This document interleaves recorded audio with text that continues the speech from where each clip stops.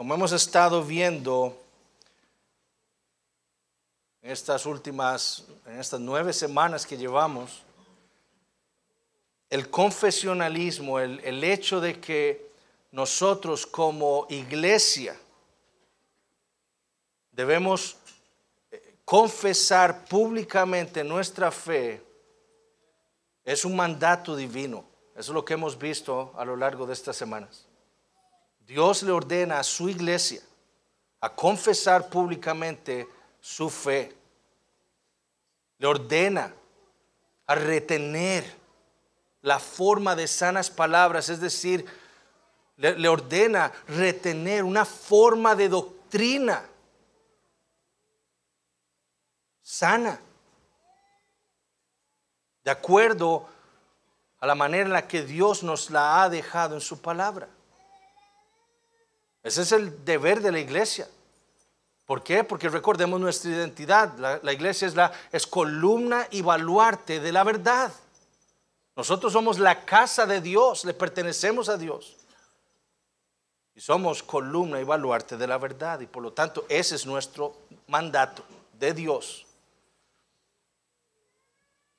Ahora, lo que hemos visto es meramente una introducción al confesionalismo. No hemos podido ver de lleno lo que significa ser una iglesia confesional. No hemos visto a profundidad el análisis histórico del confesionalismo de parte de la iglesia a lo largo de los siglos. Pero espero que esto haya servido como ese bichito, ¿verdad?, que lo pica uno para querer más y más y más, ¿verdad? Y que puedan ustedes crecer en el conocimiento de un tema tan importante para el cristianismo. Ahora, la semana pasada yo quise mostrarles a ustedes cómo la utilidad de los credos y las confesiones históricas de fe, cuando nosotros somos expuestos a doctrinas que al principio nos parecen extrañas. Y el ejemplo que les quise dar por cosas que en la providencia de Dios han llegado a nuestra iglesia es el tema del hiperpreterismo. Ustedes recuerdan la semana pasada, preterismo viene del término latín praeter, que significa pasado. ¿Se acuerdan en español el tiempo pretérito, ¿verdad? Tiempo pasado, eso es lo que significa preterismo, es pasado. Y lo que el preterismo afirma es que ya han habido de las profecías del Antiguo Testamento un cumplimiento de algunas de esas profecías. Eso es lo que el preterismo afirma. Y como les dije la semana pasada también, en algún sentido todos los cristianos somos preteristas. ¿Por qué? Porque todos reconocemos que hay profecías del Antiguo Testamento que ya se han cumplido, ¿verdad? Pero el hiperpreterismo no es como el preterismo. El hiperpreterismo, así, tiene otros nombres: preterismo completo o pantelismo. Telos quiere decir la meta, entonces pan, que en griego es todo, entonces todo ya se ha cumplido, todo ya ha llegado a la meta del plan de Dios. El hiperpreterismo afirma que todas las profecías dadas por Dios en el Antiguo Testamento ya se cumplieron. Todas, no queda ni una.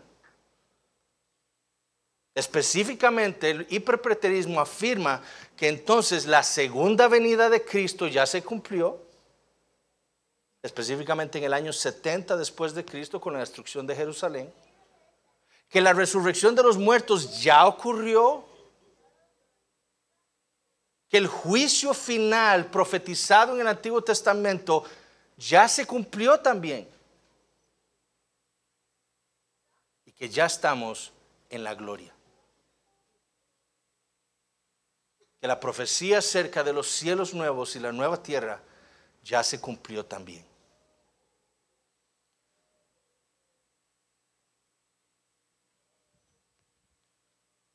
Ahora, nosotros debemos reconocer que entre los que abrazan el hiperpreterismo hay diversidad de creencias. En cuanto, por ejemplo, a la resurrección de los cuerpos o de los muertos, hay dos ideas prevalentes.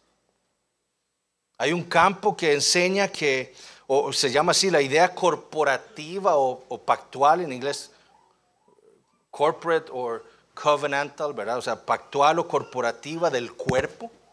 Ese es un campo. Y este campo afirma que solo Cristo y los santos que vivieron en el año 70 resucitaron corporalmente. Solo ellos. Y fue con ese cuerpo mortal que Cristo vino en el año 70 después de Cristo.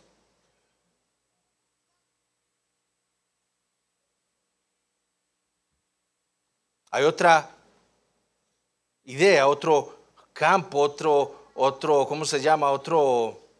Otra visión que se conoce como la idea individual del cuerpo entre los hiperpreteristas.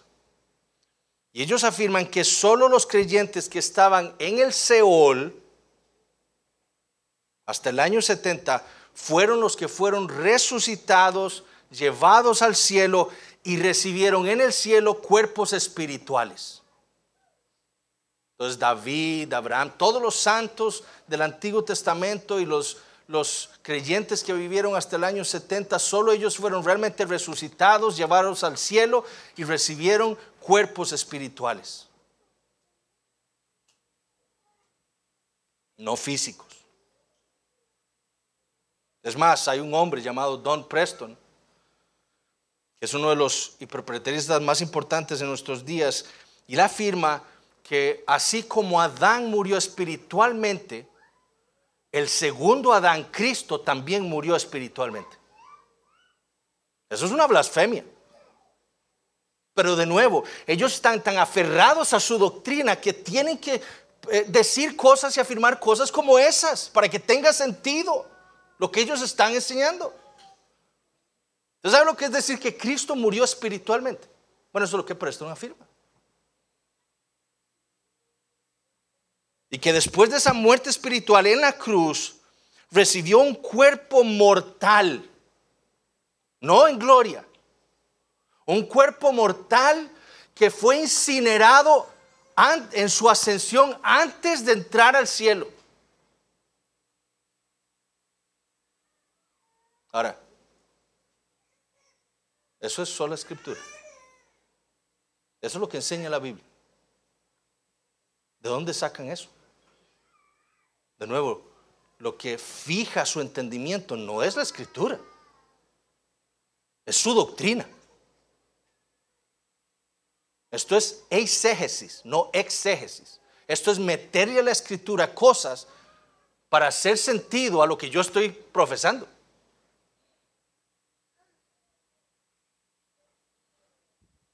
Y además dice que ese cuerpo de Cristo fue incinerado en el altar en el templo celestial.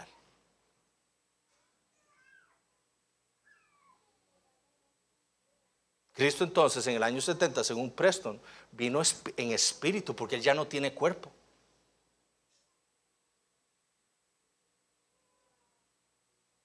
Entonces, si ustedes no pueden ver el ataque a la cristología que el hiperpreterismo hace, tienen que entender. Este no es el Cristo de la Biblia. Este es otro Cristo. El Cristo de la Biblia es un Cristo que vive ahora con un cuerpo glorificado por la eternidad.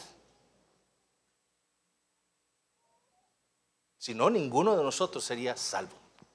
Y eso es lo que vamos a ver en 1 Corintios 15. Nuestra fe es vana. Otros como Edward Stevens afirma que los creyentes después del año 70 mueren y van al cielo y reciben ahí cuerpos celestiales. La Jerusalén de arriba nunca va a descender a los cielos nuevos y nueva tierra. Todos están en el cielo, los que mueren se van al cielo. ¿Por qué? Porque en su doctrina, en su entendimiento, este mundo es eterno. No tendrá fin. Este mundo de corrupción que la Biblia describe como el siglo malo nunca terminará. Entonces los hombres siguen muriendo, van al cielo, reciben cuerpos espirituales y ahí se quedan. Y así continuará la tierra y la humanidad por la eternidad. En cuanto al juicio final, los hiperpreteristas son casi unánimes en afirmar que lo que sucedió en Jerusalén en el año 70 fue el juicio final profetizado por Dios en el Antiguo Testamento.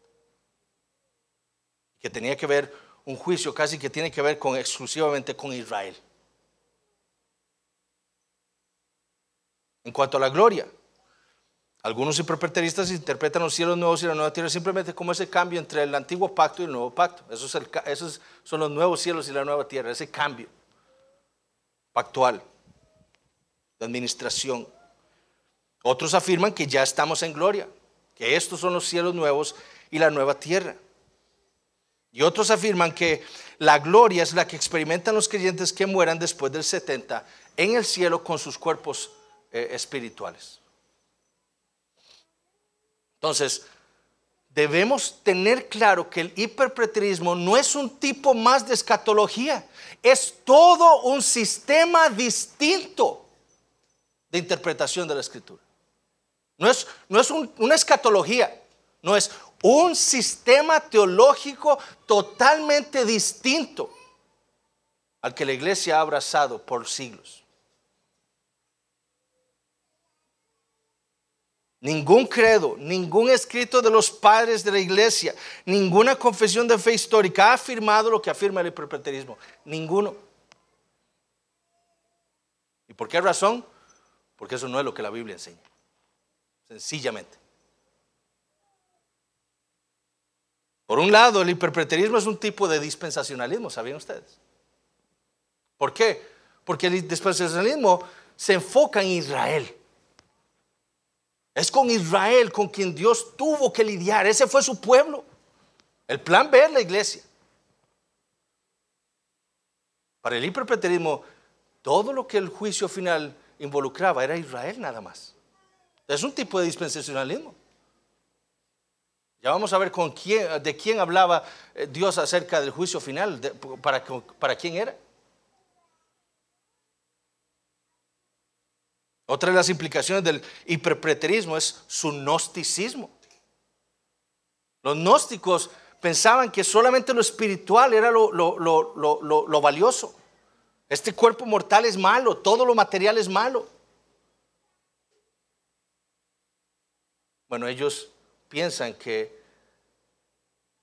el gozo del creyente es un día estar separado de su cuerpo. Es vivir con cuerpos espirituales, no cuerpos físicos como el que se nos promete en la Escritura.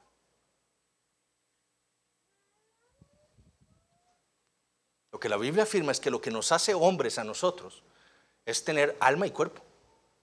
Eso es ser un hombre, eso es ser un ser humano. Eso fue lo que Dios nos creó y dijo: esto es muy bueno. Almas separadas de su cuerpo no es lo que Dios quiso para nosotros. Es lo que la Biblia nos enseña. Eso, lo que los gnósticos enseñaban era eso: no, tenemos que separarnos de este cuerpo, porque este cuerpo es malo. No, Señor, eso no es bíblico.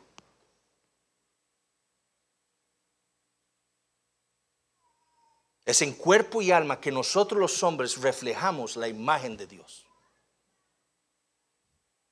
Entonces el hiperpreterismo parece hasta el gnosticismo del pasado también. Pero también el hiperpreterismo es una forma de universalismo. El universalismo dice que ya todos son salvos. No importa cómo viva usted, Dios lo va a salvar. Y de hecho algunos hiperpreteristas se han vuelto universalistas, para que vean cómo una cosa mala lleva a cosas peores. Porque si ya estamos en gloria, entonces, ¿qué necesidad hay de predicar el Evangelio? Ya estamos en los cielos nuevos y la nueva tierra, ya estamos en la gloria. ¿Para qué predicar el Evangelio? ¿Para qué tener iglesias? ¿Saben cómo se trae abajo la doctrina de la eclesiología? si somos consistentes? ¿Para qué bautismos? ¿Para qué la cena del Señor que recordamos ocurre para recordar, que ocurre para recordar en parte la segunda venida de Cristo? Pero si eso ya ocurrió, la cena no sirve de nada. De nuevo, un ataque a la eclesiología. Entonces nosotros tenemos que ver las implicaciones de una doctrina como esa. Esto no es jugando. Y de nuevo, lo que suena a las alarmas es ver que ningún credo ni ninguna confesión histórica de fe ha confesado nunca eso. Ningún padre de la iglesia ha escrito entendiendo lo que ocurrió en el 70 como la segunda venida y el juicio final de Dios. Nunca.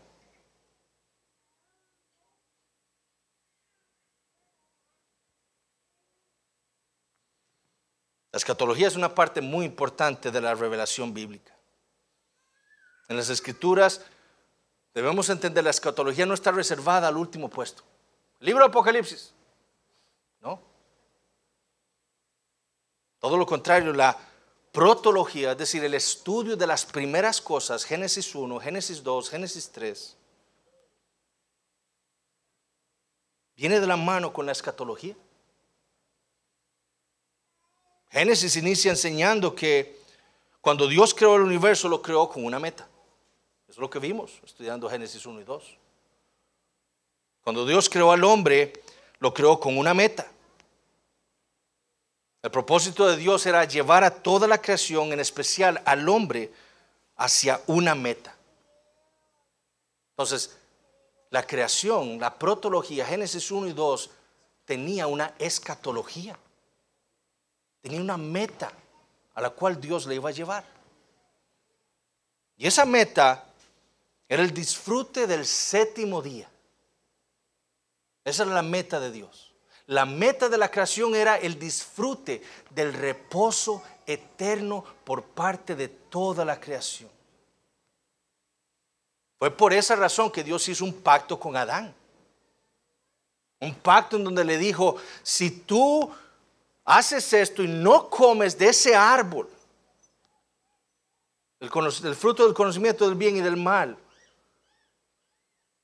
y dependes de mí, no buscas separarte de mí, sino que vives en dependencia de mí, y procreas y tienes hijos y labras en el jardín del Edén, que era el templo de Dios, y lo sigues extendiendo y buscas expandirlo hasta que toda la tierra sea mi templo en donde yo habite con mi pueblo, tú entrarás y toda tu descendencia en el eterno reposo mío. Y toda la creación habitará conmigo por la eternidad. Esa era la meta.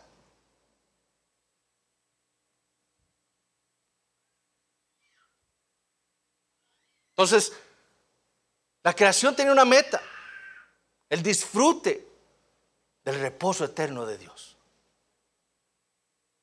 Sin embargo, como sabemos del relato bíblico, esto no se cumplió. Muy pronto, después de la creación de Adán y Eva, Adán quebrantó ese pacto que Dios había hecho con él. Y por su pecado, él y toda la creación fueron malditos por Dios. Ni Adán ni la creación pudieron disfrutar de la meta para la cual Dios los había creado. El reposo parecía haberse perdido. El hombre parecía haber sido separado por Dios para siempre.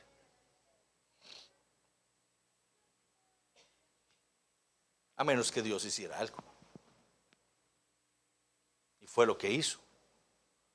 Dios puso en marcha otro plan. Un plan que él había decretado también en la eternidad. Centrado en un pacto. El pacto eterno de la redención. Y en Génesis 3:15 entonces Dios pone una solución a ese problema. Con una promesa. Una simiente de la mujer vendrá para deshacer todo lo que la serpiente hizo. Un hombre descendiente de Adán y Eva, vendrá. No solo destruirá a la serpiente, sino que hará lo que el primer Adán no pudo hacer. ¿Qué era? Darle reposo a la creación. Y esa promesa lo vimos en Génesis. Esa promesa se iba pasando de generación en generación. ¿Cómo? ¿Qué significa Noé? ¿Recuerdan? Este nos dará reposo. ¿Reposo de qué? De lo que pasó en Génesis 3. Había una expectativa de un hombre que vendría de la simiente de la mujer, que traería reposo de la maldición que Dios trajo por causa de nuestro pecado.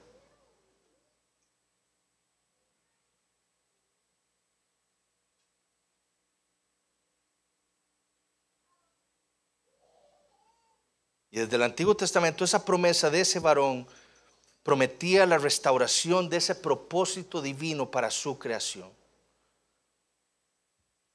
Ese varón llevaría a la humanidad y a la creación a disfrutar ese reposo eterno prometido por el Creador. Un reposo en donde obviamente, como había sido intencionado por Dios, no habría pecado. Porque eso es lo que la intención. Si vamos a tener comunión con Dios por la eternidad, no puede haber pecado. Entonces sería un reposo en donde no habría pecado, donde no habría dolor ni muerte. Es habitar eternamente con Dios. Y sobre todas las cosas, sería un reposo en donde Dios habitaría con su pueblo por la eternidad. Esto es escatología. En Génesis 1, 2 y 3. La escatología entonces no es otra cosa más que la protología, el principio cumplido. A eso es lo que nos lleva a Apocalipsis. Todas las imágenes, recuerdan del Edén en Apocalipsis 22 y 21 y 22. El árbol de la vida y los ríos.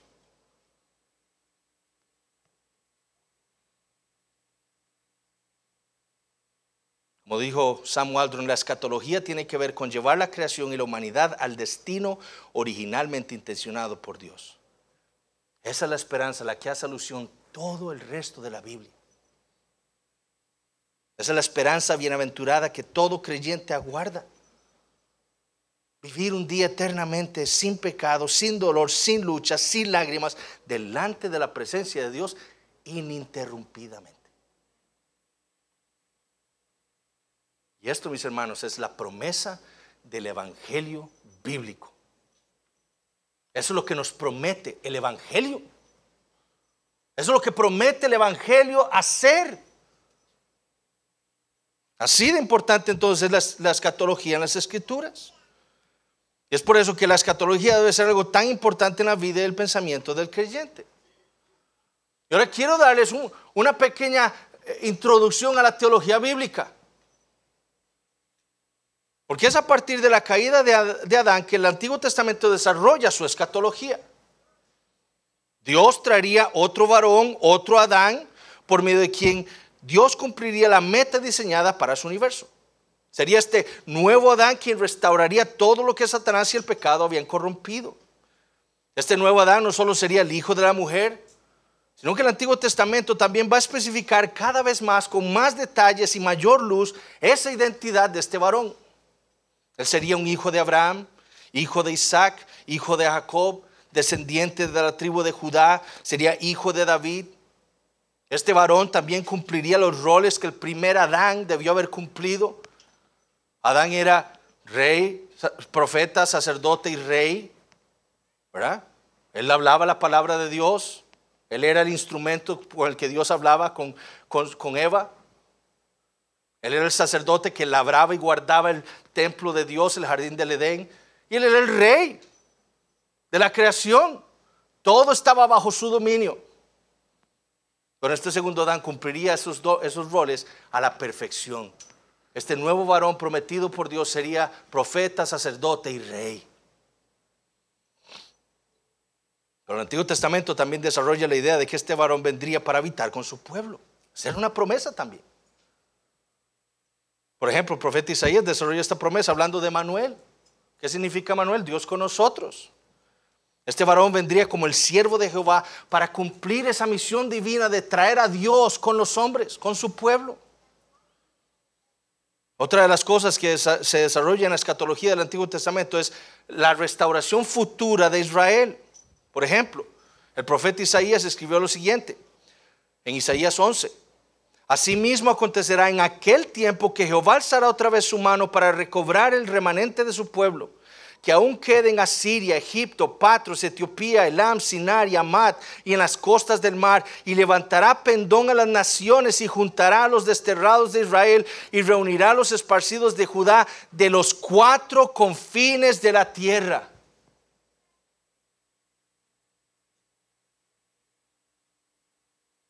Llegaron los israelitas a América, a Australia, a Alaska. El lenguaje aquí es un lenguaje mundial.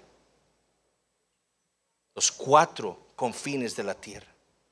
Esta futura restauración no sería solo del pueblo de Israel que estaba en Babilonia o en Asiria, sino del pueblo de Israel que estaba en los 4 confines de la tierra. Esta es una referencia a la iglesia, a lo que Dios haría en los últimos días, restaurando y recogiendo a su pueblo de entre todas las naciones. No es solo con Israel entonces. Esto tiene que ver con el pueblo que Dios escogió en la eternidad, de judíos y gentiles. El otro aspecto escatológico que desarrolla el Antiguo Testamento es el derramamiento del Espíritu Santo. El profeta Joel: y después de esto derramaré mi espíritu sobre toda carne, y profetizarán vuestros hijos y vuestras hijas, vuestros ancianos soñarán sueños, vuestros jóvenes verán visiones, y también sobre los siervos y sobre las siervas derramaré mi espíritu en aquellos días. Sobre toda carne, no solo de judíos. El Antiguo Testamento también desarrolla la realidad de un día futuro de juicio sobre todas las naciones. De nuevo Isaías dice: he aquí el día de Jehová viene, terrible y de indignación y ardor de ira, para convertir la tierra en soledad y raer de ella sus pecadores. Por lo cual las estrellas de los cielos y sus luceros no darán su luz, y el sol se oscurecerá al nacer, y la luna no dará su resplandor. Y castigaré al mundo por su maldad, y a los impíos por su iniquidad, y haré que cese la arrogancia de los soberbios, y abatiré la altivez de los fuertes. Castigaré al mundo. Pero los hiperpreteristas dicen: no, ese es Israel.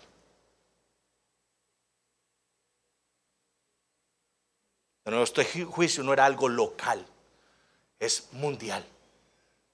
Es un juicio de Dios sobre todas las naciones que rechazaron al Mesías, que rechazaron a Dios, que pecaron contra Él. Y finalmente el Antiguo Testamento también desarrolla el aspecto escatológico de los cielos nuevos y la nueva tierra.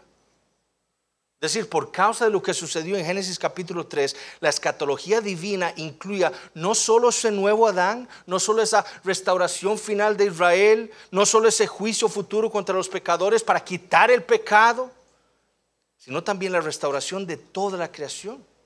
Escuchen cómo lo dice el profeta Isaías: porque he aquí que yo crearé nuevos cielos y nueva tierra, y de lo primero no habrá memoria, ni más vendrá el pensamiento, mas os gozaréis y os alegraréis para siempre en las cosas que yo he creado.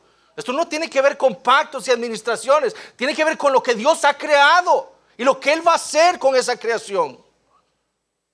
Porque he aquí que yo traigo a Jerusalén alegría y a su pueblo gozo, y me alegraré con Jerusalén y me gozaré con mi pueblo, y nunca más se oirán en ella voz de lloro ni voz de clamor. No habrá más allí niño que muera de pocos días, ni viejo que sus días no cumpla, porque el niño morirá de 100 años y el pecador de 100 años será maldito. Edificarán casas y morarán en ellas, plantarán viñas y comerán el fruto de ellas. No edificarán para que otro habite, ni plantarán para que otro coma, porque según los días de los árboles serán los días de mi pueblo, y mis escogidos disfrutarán la obra de sus manos. No trabajarán en vano ni darán a luz para maldición, porque son linaje de los benditos de Jehová y sus descendientes con ellos. Y antes que clamen responderé yo, mientras aún hablan yo habré oído. El lobo y el cordero serán apacentados juntos, y el león comerá paja como el buey, y el polvo será el alimento de la serpiente. No afligirán ni harán mal en todo mi santo monte, dijo Jehová.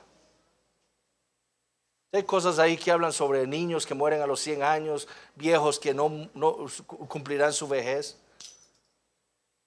Eso es Dios hablándonos a nosotros en lenguaje humano, condescendiendo con nosotros. Lo que Dios está diciendo por el medio del profeta Isaías es que Él va a revertir lo que la caída trajo al mundo. Él va a crear del mundo un nuevo Edén. Él. Esos son los cielos nuevos y la nueva tierra. No es esto. No es un lugar donde no hay más lloro, no hay más lágrimas, no hay pecado, no hay muerte, no hay dolor. Ahora, el Nuevo Testamento no deja de lado la escatología del Antiguo Testamento, sino que más bien continúa desarrollándola con más detalle. Lo primero que hace el Nuevo Testamento, desde que abrimos el libro de Mateo capítulo 1, lo que hace el Nuevo Testamento es centrar la expectativa de aquel varón prometido en el Antiguo Testamento y centrarlo en la persona del Señor Jesucristo. Él es el hijo de Abraham, el hijo de David prometido. Él es el varón, la simiente de la mujer. Pero también desarrolla la escatología futura del Antiguo Testamento. Por un lado habla acerca de la restauración de Israel. Ahora, el Nuevo Testamento nos revela a nosotros que el Israel de Dios no era el pueblo físico de Israel, sino el pueblo espiritual, los descendientes espirituales de Abraham, los creyentes. Y de la restauración de la que hablaron los profetas, entonces fue dada esa restauración a la simiente espiritual de Abraham, a la que el Nuevo Testamento identifica con la iglesia, ¿verdad? Gálatas, el apóstol Pablo. Esta restauración, según el Antiguo Testamento, era en primer lugar una resurrección espiritual, ¿verdad? Todos nosotros estamos muertos en nuestros delitos y pecados y recibimos inicialmente una restauración espiritual. Se nos es dado un nuevo corazón, una nueva mente, nuevos afectos, un amor por Dios. Y Él os dio vida a vosotros cuando estabais muertos en vuestros delitos y pecados. Pero escatológicamente esta restauración prometida por Dios incluía en segundo lugar la resurrección corporal. Porque de nuevo Dios nos creó cuerpo y alma como hombres para llevar su imagen. Para Él poder habitar con nosotros por la eternidad. Entonces, Dios incluyó el cuerpo en la restauración de todas las cosas, nuestro cuerpo. Juan capítulo 5, no os maravilléis de esto, porque vendrá hora cuando todos los que están en los sepulcros oirán su voz, y los que hicieron lo bueno saldrán a resurrección de vida, mas los que hicieron lo malo resurrección de condenación. ¿Qué es una resurrección? Es un muerto en cuerpo y alma que vuelve a la vida. ¿Cómo? En alma, no, cuerpo y alma. Eso es una resurrección. Es lo que Cristo promete. O como dijo Pablo en 1 Tesalonicenses 4:16, porque el Señor mismo con voz de mando, con voz de arcángel, con trompeta de Dios descenderá del cielo, y los muertos en Cristo resucitarán primero. O a los Filipenses capítulo 3, más nuestra ciudadanía está en los cielos, de donde también esperamos al Salvador, al Señor Jesucristo, el cual transformará el cuerpo de la humillación nuestra para que sea semejante al cuerpo de la gloria suya, por el poder con el cual puede también sujetar a sí mismo todas las cosas. Y es lo que Pablo afirma en 1 Corintios capítulo 15. Si Cristo no resucitó en cuerpo y alma, vana es vuestra fe. Y Pablo está diciendo a los filipenses que nuestra transformación, nuestra resurrección va a ser idéntica a la de Cristo. El juicio final, según el Nuevo Testamento, incluye a todas las naciones. Mateo 25. A los tesalonicenses, Pablo también les habló acerca de todas las naciones sufriendo la pena eterna de perdición, los pecadores. En Apocalipsis capítulo 20, ¿qué es lo que ve el apóstol Juan? Él vea en el Apocalipsis 19, ve a Cristo venir sobre un caballo blanco y destruir a quienes, a todos los hombres pecadores de todas las naciones. No queda ni uno solo. En Apocalipsis 20 son todos los hombres, los pecadores de toda nación, toda tribu, toda lengua, que son resucitados y serán echados con el diablo, con el falso profeta, con la muerte al infierno. Y finalmente el Nuevo Testamento también desarrolla el aspecto escatológico de la restauración de toda la creación. Pero dice, pero nosotros esperamos, según sus promesas, cielos nuevos y tierra nueva, en los cuales mora la justicia. ¿Mora la justicia ahora? No, es evidente que no. Hoy mismo yo me di cuenta que no mora la justicia, porque hoy pequé contra Dios. Pero Juan dice en su visión, vi un cielo nuevo y una tierra nueva, porque el primer cielo y la primera tierra pasaron y el mar ya no existía más. Y yo, Juan, vi la santa ciudad, la nueva Jerusalén, descender del cielo. ¿Quién es la nueva Jerusalén? La iglesia. Descender del cielo de Dios, dispuesta como una esposa ataviada para su marido. Y oí una gran voz del cielo que decía, he aquí el tabernáculo de Dios con los hombres, y Él morará con ellos y ellos serán su pueblo, y Dios mismo estará con ellos como su Dios. ¿Ven el cumplimiento? Esos son los cielos nuevos y la nueva tierra.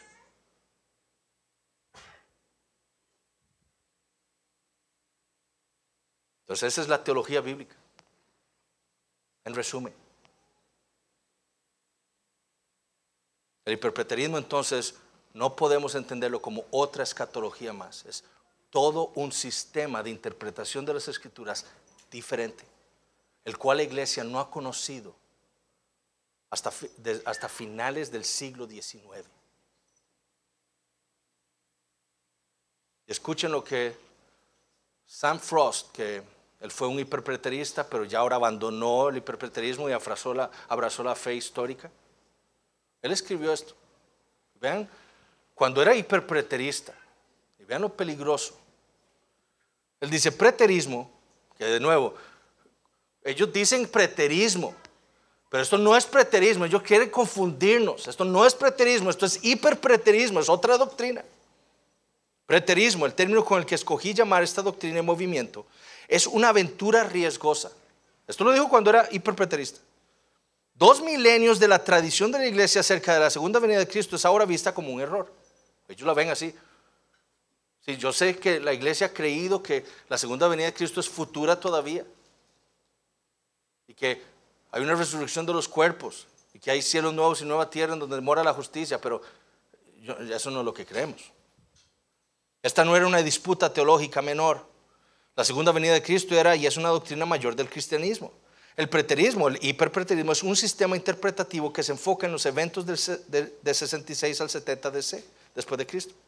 Lo entiende como un evento escatológico decisivo. La segunda venida, la resurrección de los muertos y el gran juicio son vistos como habiendo ocurrido en aquellos días. Esto contradice la ortodoxia cristiana y sus credos, concilios y todas las confesiones reformadas, bautistas y metodistas.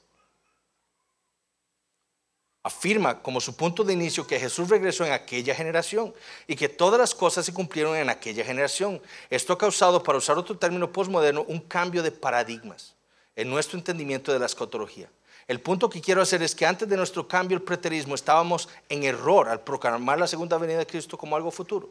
Estábamos en error cuando afirmamos que Dios, la Biblia y el Espíritu enseñan que Él regresará de nuevo. Estábamos en error cuando tomamos lo que ahora creemos es una falsa esperanza. Dijimos que esto es lo que Dios dice, Él volverá. Ahora creemos que Dios no dijo eso. La Biblia no enseña eso. Yo soy un hiperpreterista. Yo creo en los cambios doctrinales. Yo creo en cambios de paradigmas. Vean lo peligroso. Yo creo en seguir la verdad contra la mayoría. Eso es terrible. Cuando usted cree algo que nunca la iglesia ha creído, eso es un peligro. Y dice, yo soy un hereje de acuerdo al concilio de Nicea y a la confesión de fe de Westminster. Que así sea.